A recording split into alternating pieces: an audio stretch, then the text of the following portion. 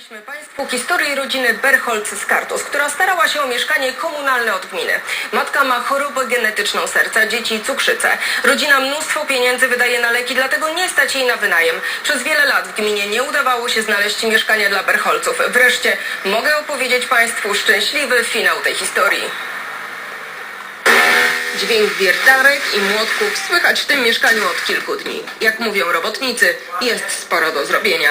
Trzeba jeszcze prace hydrauliczne dokończyć, elektrykę już zaczęliśmy, tutaj są ściany do zagipsowania, zacyklowania, do wyszlifowania, wszystko do pomalowania. Mimo nawału prac pani Edyta skrupulatnie dogląda remontu. Rodzina jest szczęśliwa, że już wkrótce będzie na swoim. Dziękujemy Wam, Polsatowi, za zajęcie się naszą sprawą, bo naprawdę było ciężko, bardzo potrzebowaliśmy tego mieszkania i się bardzo cieszymy z tego. Już wiadomo, kto zajmie jaki pokój i gdzie będą stały meble. Edyta Berholc z dumą oprowadza nas po mieszkaniu, choć do ideału jeszcze sporo brakuje. I tutaj kuchnia. Tu mieszka teściowa, tu mój kolega z pracy, tu moja mama mieszka.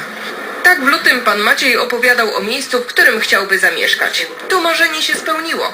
Teraz każdy poranek zaczyna się od pozdrowień dla obu babć, które mogą częściej zajmować się maluchami. Wystarczy przejść przez podwórko. Dobrze, że rolnictwo nie prowadzi pomocy czy czegoś, to nie, że jest taka ta pomoc, nie, że oni tam do mnie, czy jadę do nich. Rodzina od wielu lat czekała na własny kąt. Pani Edyta ma genetyczną wadę serca. 6-letnia Anielka nieuregulowaną cukrzycę. Pozostała dwójka dzieci przechodzi badania pod kątem cukrzycy i choroby serca. Dlatego rodzina prosiła o mieszkanie spełniające określone warunki. Oczekiwali mieszkania blisko szpitala, 3-pokojowego i za niewielką odpłatnością gdzieś w granicach 500 zł i to zostało spełnione.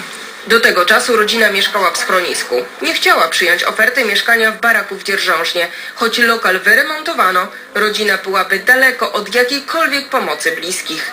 280 438. A to właśnie oni wykryli błędy w przydzielaniu gminnych mieszkań i Berholcowie znów znaleźli się na liście oczekujących. Mój pracownik merytoryczny 7 kwietnia poinformował mnie na piśmie, że przyjął złe kryterium dochodowe.